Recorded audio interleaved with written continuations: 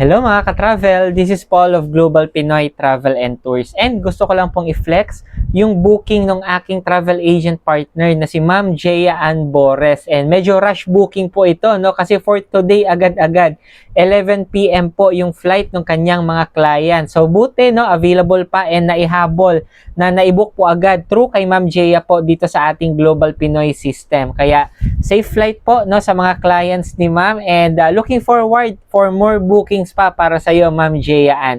Kaya if ever no diyan sa mga viewers natin guys, if you want to also earn extra income by having your own online travel and tours business po, you can attend our free webinar para magkaroon ka ng idea kung paano ba umpisahan yung business na ito. Kaya if ever willing po kayo or gusto nyong umattend, message na lang ako. God bless po sa ating lahat.